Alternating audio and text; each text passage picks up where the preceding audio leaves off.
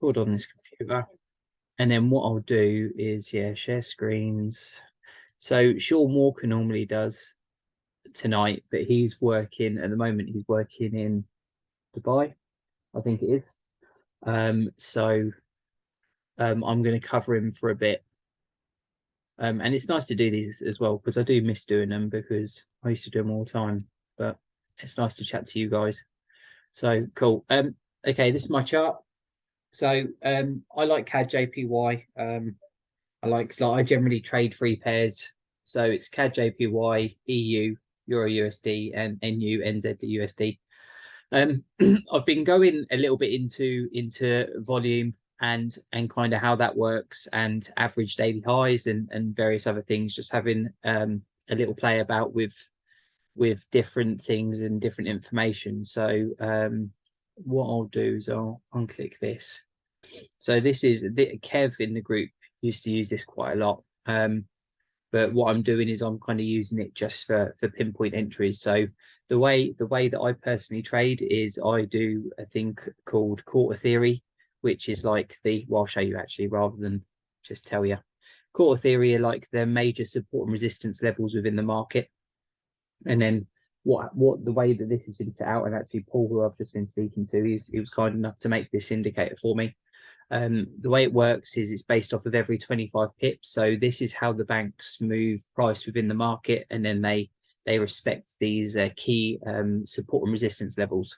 So what you've got here is you've got a main level here, your 100 level. So the color red is your hundreds. So you've got like your 101 up there, 100 there. You'll have your 99 down here.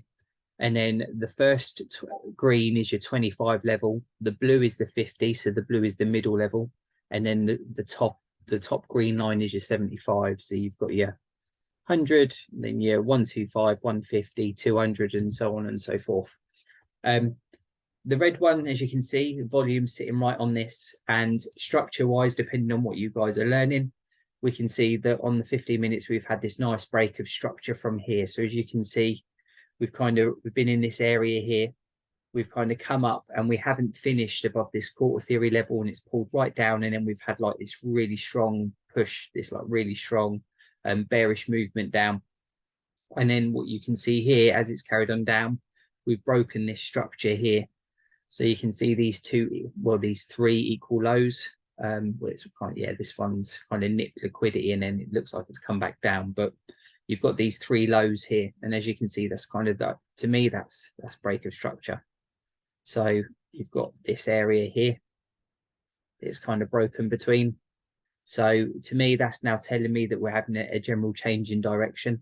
So we've now got to work out that before it really fully goes back, what a lot of the time it does is it pulls back into order blocks, and before it kind of carries on going lower.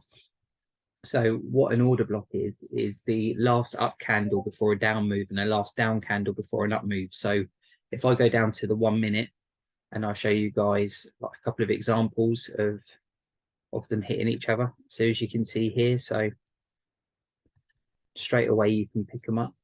I can show you. You see this last up candle here before this down move where it kind of breaks this low. We get this here. Cover that there. You can see it's nipped straight into it, and then it's carried on down. And this does this all day long.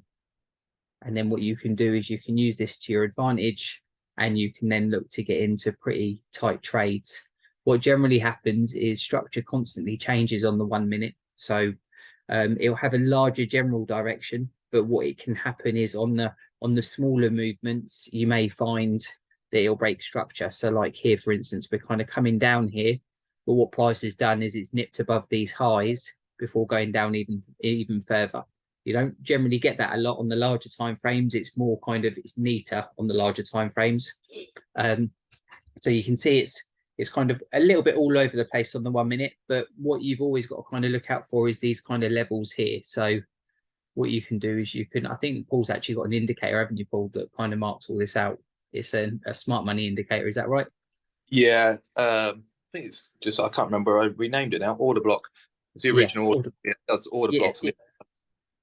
That's it. So yeah, it's an order block indicator, and you can use that then to, and it kind of automatically does all of this for you. So you can see here, we've kind of had this peak here, and then we've got this nice order block there. Price has come down, nips back into it, and then it's carried on down. So it kind of happens all the time. So what I do is, in this scenario here, I like CAD JPY, I like trading it. So then I'll kind of look at like a key area and kind of decide, where's that volume gone? Is that disappeared? Should be, there it is, it's up there. So what we've got is we've got showing volume here of orders here. It's a pretty strong signal there. It's right on quarter theory, and we've broken structure. So what I'd be expecting is, let me just, yeah, it removes all of them for some reason. It's a bit of a pain. But what I'd be expecting is price to potentially come up to this level, have a reaction, and then what you can see here is we've created equal lows. So you've got these lows here, and then what that's done is that's created another low there.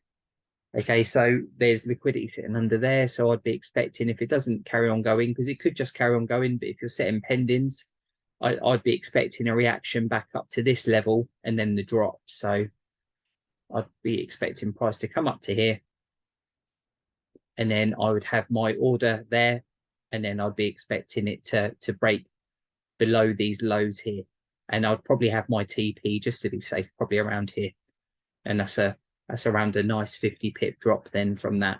If I'm looking at an actual trade itself, then what I'll do is I'll go down to the smaller time frames, and I'll kind of look where order blocks are.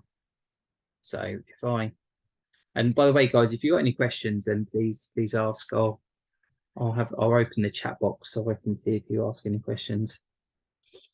If I can find it. Where you gone? Is it on the other thing? It's the joys of having 3 screens. 1 second. I bet it's behind, isn't it? Yeah, there we go. Yeah, I'll open the chat. Yeah, so if you don't want to talk on here, it's absolutely fine. You can just move this onto the system. Then yeah, please just ask questions in the chat, and I will do my best to answer them. Cool. So you've got this here. So when I'm looking at this, this is on the 1 minute now. I like trading off the 1 minute. So I'm now looking at kind of what's in this area and what's been taken, what hasn't been taken. So what I mean by that is kind of order blocks wise, because you can see here how banks have nipped into this already and they've had a reaction down. You've got this one here. So as you can see, this one hasn't been hit yet. And that's just below. But what they might do is they might nip it and then react. And they might just bring it back up to here. So what I would probably do is, if I was looking at taking this as a trade, you got to bear in mind on the 1 minute, because you're dealing with 1 minute, you got to take spread into account as well. Because if your entry is really tight, you've got to allow for both parts of the spread to go through for you to be in the trade. The amount of times I've kind of nearly been in a trade, like one part of the spread's gone in, but the other part hasn't, and it hasn't nipped me in, and then it's gone off. So give like 2 pips just below, just to be safe, just to put you in, and then just account those extra 2 pips in your actual lot size to accommodate the risk. So this is roughly, what is that, 96. So I'd be then looking to do my entry at 94. Change the color of that, just accommodate, and then I'd then be looking at probably this high here as my stop loss, just to make sure, just to give it a bit of breathing room. So roughly around there. And then I'd be looking for that as a potential entry, this area here. So you've got roughly 10 pip stop loss on that. And then, like I said before, on this trade, I'd be going for this down here. I'd be looking for this to drop and take out these lows. Because bearing in mind, because it's broken structure, I'd be expecting it to carry on going down anyway. You could go onto larger time frames, and you could look at to see where it's potentially going. So depending on how your trading style is. I don't really like to be in trades too long personally, but I know there's some people that love following it and love taking it out. It looks like potentially this nip here has taken that as well. So that a couple of nips above is likely taken the liquidity there. So to me, that's even better, because I know then there's not much sitting up there because it's already been taken. But we're kind of working in this area at the moment. So I'd be hoping that it comes up to here. We have that nice pull down, and then you could then look probably close to this area down here, to be fair, for a potential take profit, depending on how far you wanted to take it. And if you did, like where I'm wanting to get in, that's like 50 odd pips. But if you wanted it down here, you're looking like 125, and then you're risking 10 pips to get into that trade. So on that one there, I'll get like a 1 to 5 on that, which is to me more than enough. But what you could do is, once it gets down to this level, move your stop loss into profit, and just take some off the table. You can take 50% off and just let the other half run. So say for instance you've got a 12 lot size on it. Once it gets down to here, you could take 6 off, and you can do this on your phone on MT5 or MT4, whatever you've got. You can just reduce the lot to 6 rather than it being 12, and what it will do is it will automatically take 6 off, and then it will just leave 6 on there running. And then what you can do then is you can trade it down. So as it's going down, so let me get my one. So as it's coming down, I can't see it very well in that color. One second, let me see if I can change the color of that. Let's do black. Yeah, as it's coming down, one sec, sorry. And it's kind of creating lower highs, lower lows, and it's going down like that. What you can do is just move your stop loss. So you could below each one. So as it goes down to the next section, you can then just keep following this down. And as it keeps going down even more, do the same. So each kind of level it's going down, you just, because what's eventually going to happen is it's going to hit like a kind of, it's going to hit either an order block, like here potentially, and you're going to have like a pretty strong reaction off it, or it's going to just take liquidity and reverse, and then it will come up and do whatever it's going to do. So in that case, it's going to then break structure and work its way up, and then hit your stop profit. But then this is the kind of dilemma that you have as a trader, is are you happy following it down like that, and then you take it out here and potentially lose out on 25-50 pips, or do you get to this point and you're like, you know what, I'm happy here, I'm just going to take it all? But then what could happen is it could just carry on going down, and you've missed out on another 100 pips. And this is the day-to-day struggles of what you'll find while you're learning, because the best thing to do is just be happy that with whatever you get, and a winning day is a great day. And when you're looking at compounding and kind of like your overall wins, the most important thing is risk management and protecting your account. So if don't ever get frustrated with yourself if you're following it down and you end up losing out on 20-40 pips because it's pulled back on itself and it's taking you out, and then it's carried on down another 100 pips, because you've still made great profit that day, and there's hundreds of trades every single day that can be taken. So don't kind of give yourself a hard time with it. I'll move that back up there. It was 04, wasn't it? So roughly there. Is there any questions? No. So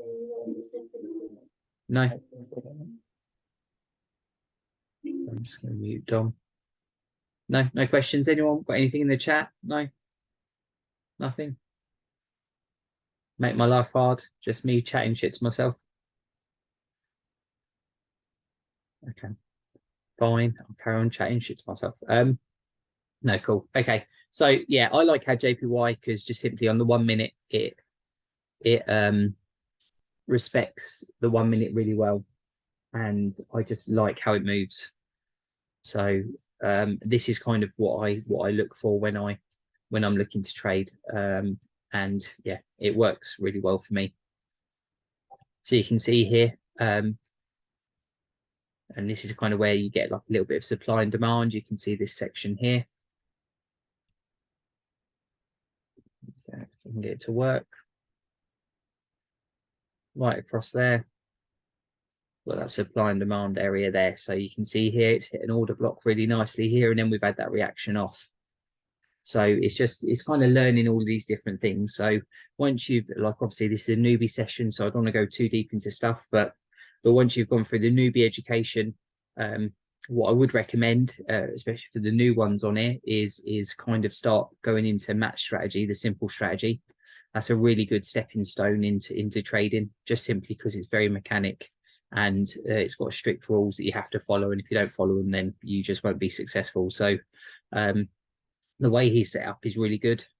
And then once you've learned that, and or if you find it doesn't suit you, then you can then go on to learning supply and demand or smart money, which is like the bankers stuff, which is pretty much a little bit of what I've showed you here, of how the banks move money to like key areas, order blocks, and there's mitigation and imbalance and various other things that I kind of won't overdo today because yeah, it's a newbie session.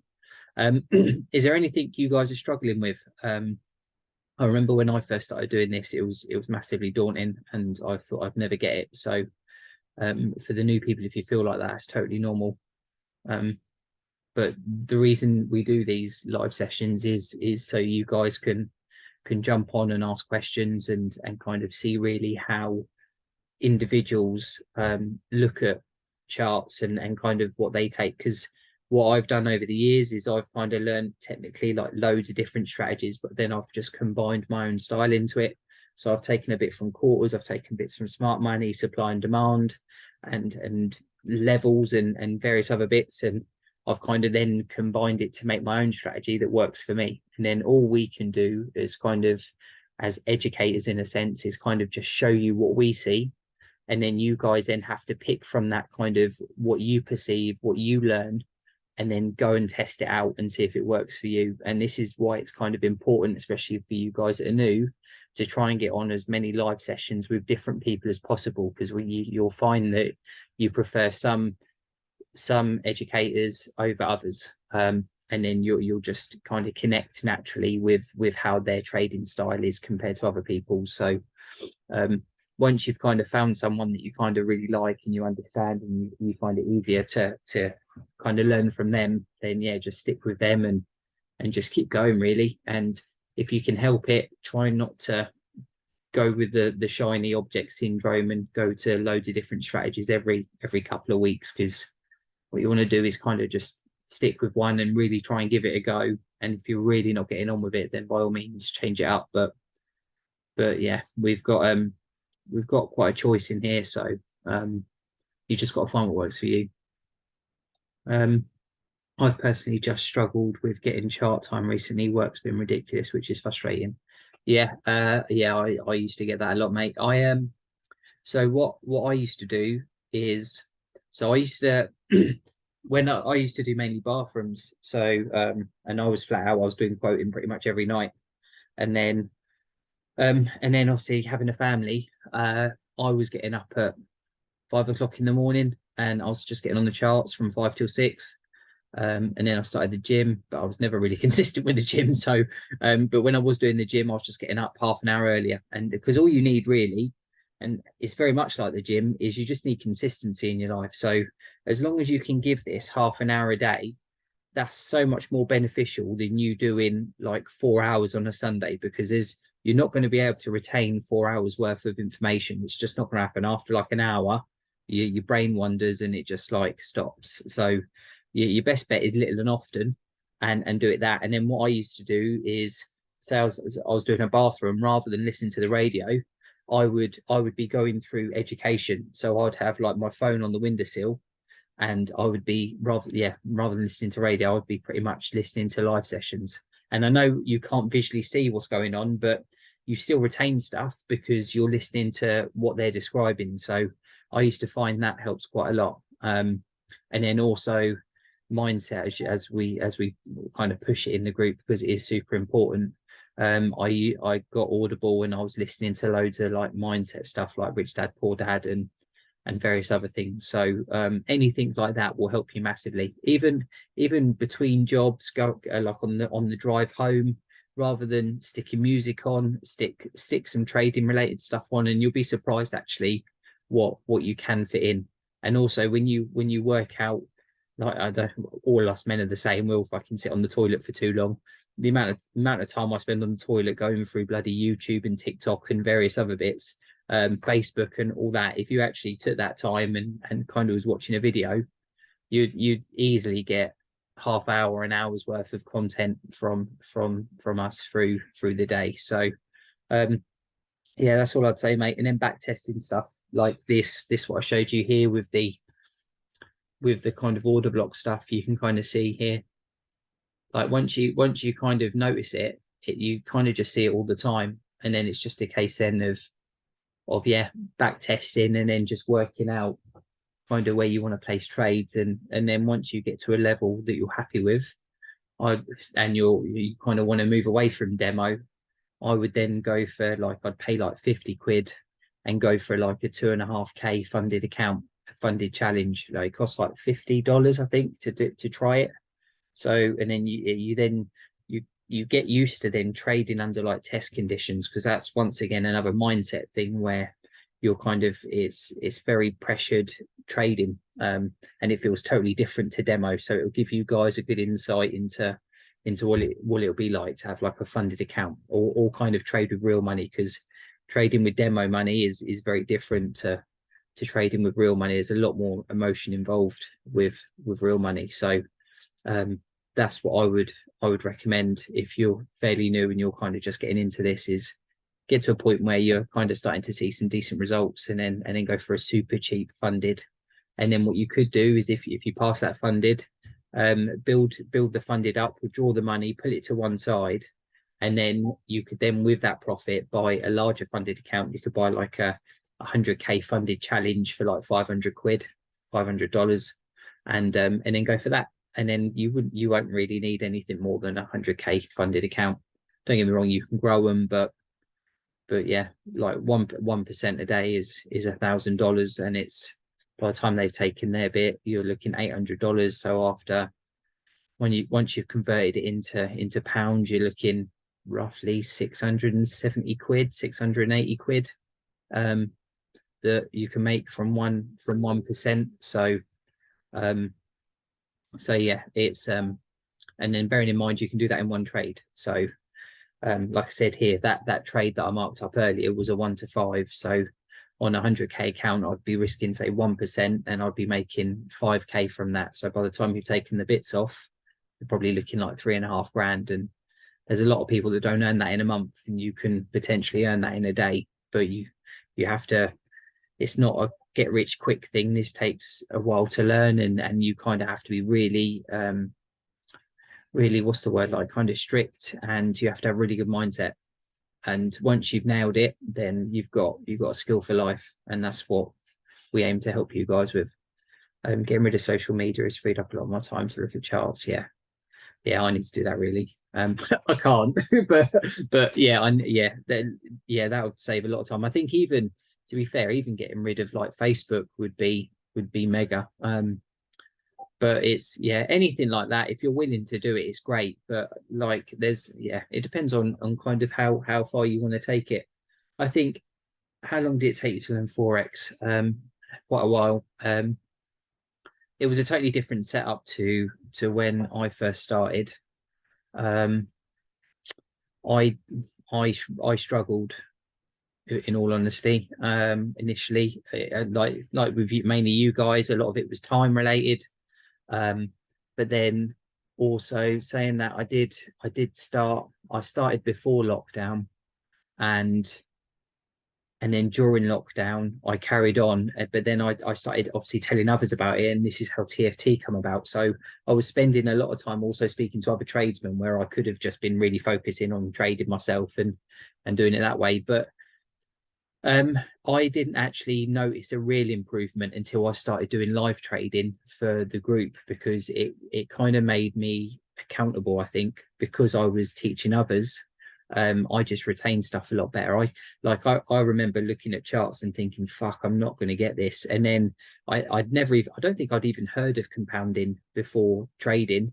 And like I was learning about compounding. I just couldn't get my head around it. I was like, nah, this isn't making sense. So that kind of blew my mind a little bit. And then yeah, it took a while, mate. Probably I'd say to half decent level, probably like a year and a half.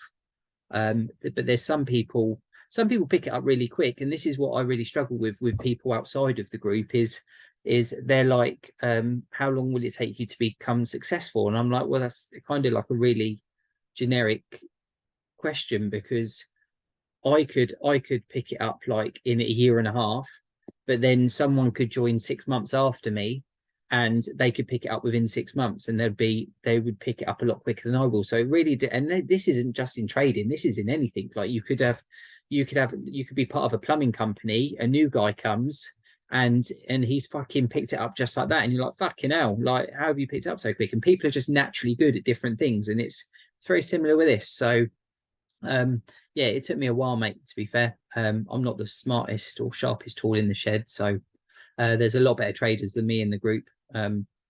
So, but yeah, no, I like the main thing is I just didn't give up, and that's what I think I'm most proud of, because there were times, especially with the amount of time I was putting into everything. The wife hated me at times. So, and I just never gave up on it. I was like, no, I'm getting this, because I think you get to a point also where, similar to like a long-term relationship, you kind of you put so much time into it that you're kind of reluctant to give up on it. So I could not do this now. And I also, mindset wise, I had in my head, like I was 32 when I started doing this, no, 33 when I started doing this.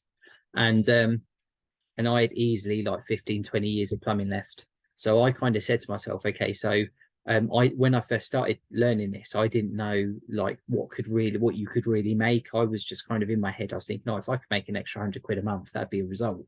But then I started really kind of seeing what could happen, what could be achieved with so much less time. I kind of was like, shit, and it kind of threw me off a little bit. But then I just, to me, I was like, what I could do is either do plumbing for the next 15-20 years, or really nail into this for the next 5 years. And I kind of gave myself 5 years. And I was like, and then hopefully within that 5 years, I would be at a level where I'd be like making more than I would be plumbing. And that was kind of my goal. I'd kind of treated this very much like my plumbing apprenticeship, and I'd kind of taken it with the same aspect. There's a lot of people that kind of get into this and they watch social media and they just want to get rich quick thing, and it's not like that. Oh, you really need to put the time and effort into this. But rather than, the way I kind of looked at it is, you can do an apprenticeship for a few years, and at the end of that apprenticeship, you're still fucking making teas and coffees, carrying the tool bags, and you're fucking still at the bottom. Whereas if you pass this as an apprenticeship, you're earning more than probably 90%, 80% of the people out there. If you're really good and you're consistent and you kind of, yeah, you're strict and you've got mindset. So it wasn't easy, mate, but I didn't give up on it, and that was kind of my goal. And yeah, that's what I recommend for you guys, is just keep at it, and don't be afraid to ask for help. I think that's where most people struggle, is that they feel like some questions are stupid, or they haven't got, and they've got too much self-doubt, so they don't believe they can do it themselves. But then a lot of you run your own businesses and are successful in your own right. So learning this is actually easier than running your own business. Is the hard part is the being greedy and over leveraging and stuff like that, like the human emotion side to trading. That's where most people struggle. So once you get that under control and you're able to manage that, then this is actually the easier thing to do. Pointing out order blocks and setting up trades with the right risk management. As long as your risk management is good, there's absolutely no reason really why you can't be in profit. You have to line up some things like break of structure, points of interest, quarter theory levels, and various other bits, just to add that little bit of edge, because that's all this is. We're just trying to find an edge on the market, because the banks can do what the fuck they want. Like, they're controlling all of this. So all we are is we're tiny little goldfish in the sea, just nipping at little nibs of money. So yeah, we make no difference to them whatsoever. So so yeah, sorry, I told you I fucking waffle. Sorry, guys. um, is there any? I didn't realize the time. Is there any calculators for BTC USD? Um, if there is, mate, I don't trade Bitcoin. If there is, it'll be on Google. One sec. BTC USD. Is that specifically what you want? You want a calculator for? Do you want a calculator for USDT and a calculator for Bitcoin? So just trying to think how you'd so risk management maybe on Bitcoin calculator.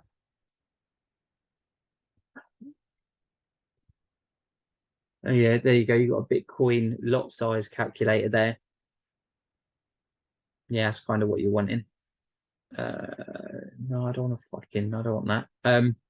So yeah, what you'd have to do is kind of work everything out, but that's on a 100K account. So then you'd put in the details in here, and then you'd put in what risk, and then you can work it out. It'll tell you what lot size. So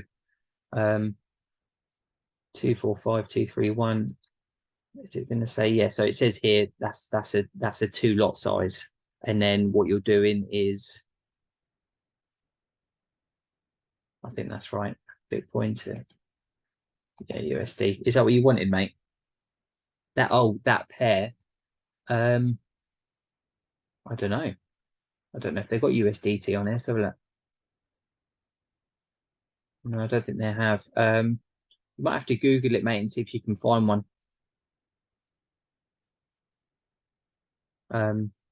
Yeah, and see. Yeah, there probably is, mate. To be fair, I've gone a little bit over on the session. Um, is there any questions before I go? No, I think that's about it, mate. Really, you've Yes. pretty much explained everything. Sort of the situation I'm in, Okay. just consistency with it, retaining all the information, but I just sometimes I've only been doing it a couple of weeks, but I need to bear with Mhm. it, But like Yeah, definitely, mate. when It's to so daunting when you first start, mate, yeah. because it's so different to what like we're used to. Yeah, Um, in all honesty though, I haven't learned like this much in fucking I can't remember when. Like I've learned so much already.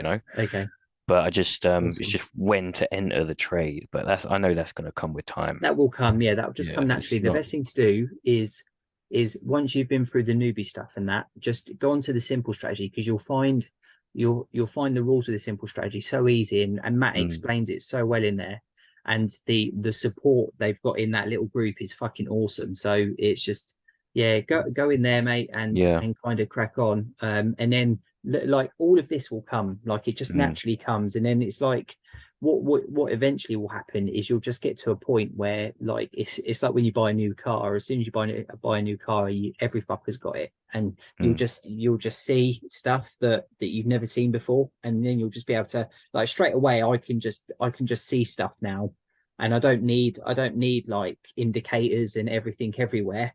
I can just point out kind of like key areas, and I'm like, okay, that's a point of interest there. I might, and then I'll just get bits in to just kind of validate it. Um, okay.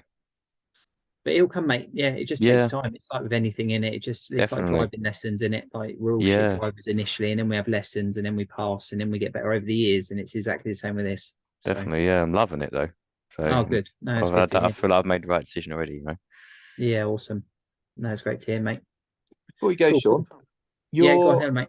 you got your there's 3 videos that you did on the series page. Did you have any lives? Did I hear you say that you Lives. your old lives stuff? I've got what, on the quarter theory stuff, Yeah, or just general newbie stuff. quarter theory stuff.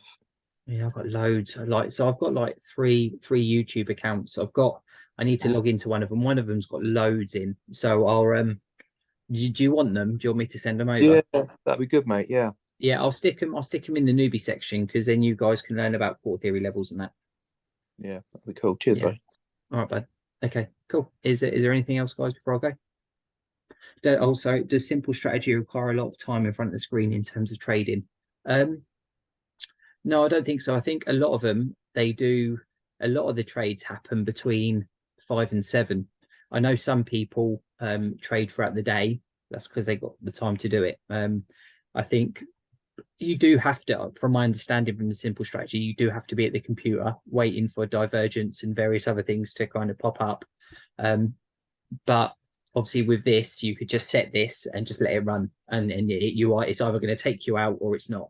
Whereas with the simple strategy, you need to kind of watch the chart while you're at the computer and then get into it once it's kind of met certain criteria. But Matt, there's like the first 4 videos. So in Discord, we go over to it. So the first 4 videos of Matt's session, simple strategy chat, recorded live sessions. So he's done loads. It's like must be like 50 odd sessions in here, but these are like the first 4 are all education. So, and then from the 5th one onwards is his first live session, and then from then on down, how many is that now? Is it like 43? Yeah. So what's that minus the 4? Is it like 39 live sessions since starting it? So, so yeah, that's kind of where I would start if I'm coming in now. If I was a newbie, I'd be going straight onto that. And if you find that the simple strategy doesn't fit in with your social life or just your general work life, then yeah, then you could head over to bankers. But bankers isn't the easiest strategy to learn. But once you get it and you understand how the banks move and stuff like that, it's crazy. You'll be like fucking hell. But if ideally, yeah, we kind of want people to start with this. We've got some people that are having really good success with this that haven't been in long at all. So definitely go to this as like a go-to. And then if you don't like it or you want to try out other stuff, then you've got supply and demand, which kind of you can work with within bankers as well. So they kind of can work together. And then you've got Reb's Asian stuff, but Reb's Asian stuff is all that is pretty much bankers, but it's just at certain times during the Asian session and like the Asian / London crossover. So it's kind of giving you kind of pinnacle times really to look at potential trades. And I was speaking to Reb earlier, and the videos that he does that are free into like our YouTube, a lot of them he does them 3 days a week. A lot of them have been hit like one today had a 1 to 3. And he just gives that out. Just he does that 3 times a week, so you can watch them and even mark them up on demo and just see if they play out. And he kind of talks through them and key areas and stuff. So Reb's really good. But yeah, just if you need help, guys, just ask. That's all you need to do. Or if you want advice or anything, just ask away, and we'll do our best to help you. But cool. Okay. Is there any questions? No, everyone good. Awesome. Okay, cool. All right, guys, thank you for jumping on. I'll have a good evening, and I'll catch you guys soon. Thank you, mate. Take care. Cool. Take care. Bye. Bye. Bye.